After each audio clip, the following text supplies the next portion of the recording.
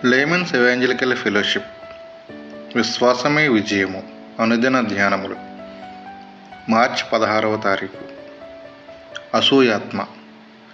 దావీదు నీవతని చంపకూడదు, యెహోవా చేత అభిషేకము నొందిన వానిని చంపి నిర్దోషి అగుట ఎవనికి సాధ్యము? 1 సమూయేలు 26వ అధ్యాయము 9వ వచనము.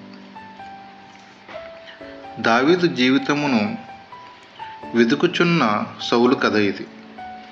సౌలులో అసూయాత్మ వచ్చినది. ఒకప్పుడు దేవుని ఆత్మతో నింపబడ్డవాడే కానీ ఇప్పుడు దురాత్మతో పట్టబడినవాడైనాడు. ఇప్పుడు అతడు దావీదును తరుముచున్నాడు. దావీదులో దేవుని ఆత్మ ఉన్నది. ఒకసారి సౌలు నిద్రిస్తున్న ప్రదేశానికి దావీదు వచ్చాడు. అది ఒక బయలు ప్రదేశము. అతని సైన్యముతో అతడు నిద్రిస్తున్నాడు. దేవుని నుండి గాఢ నిద్ర అతని పైకి వచ్చింది అని బైబిల్ చెప్పుచున్నది. దావీదుతో అబీషై వెళ్ళాడు. సౌలుకు దగ్గరలో ఒక ఈటె ఉన్నది.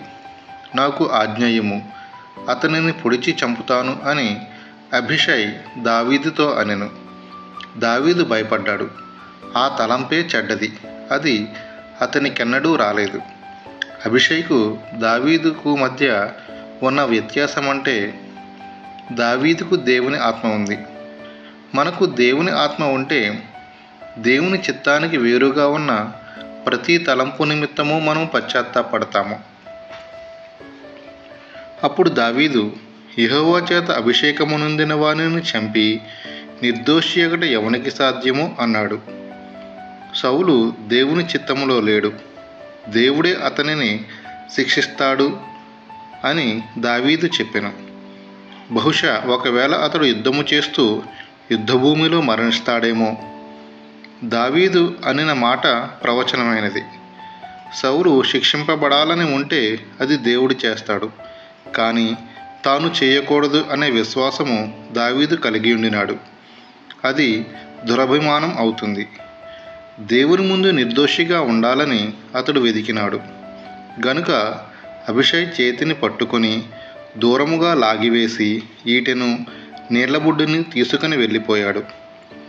దూరము నుండి కేకవేసి పిలిచినాడు. అప్పుడు సౌలు లేచి, ఇది నా కుమారుడైన దావీదు స్వరము కాదా అనెను. నేను పాపము చేసితిని అని సౌలు అనెను. చాలాసార్లు నేను పాపము చేసితిని అన్నాడు గాని ఎప్పుడూ పశ్చాత్తాపపడలేదు. నేను పాపని అని చెప్పడం సులువే, అయితే నీ పశ్చాత్తాపము ఎక్కడా? ఎందుకతను పశ్చాత్తాపపడలేకపోతున్నాడు? అతనిలో దురాత్మ ఉన్నది. మనము దేవునికి అవిధేయులం అయినప్పుడు సాతానుకు ఒక అవకాశం దొరుకుతుంది. ఒకడు నిజంగా కాచుకోకపోతే అక్కడ ప్రమాదం ఉంటున్నది. తాను తన 2 కుమారులు చనిపోయే వరకు ఒక దురాత్మ సౌలును నడిపింపగా అతడు వెళ్ళి దావీదును చంప వెదికినాడు.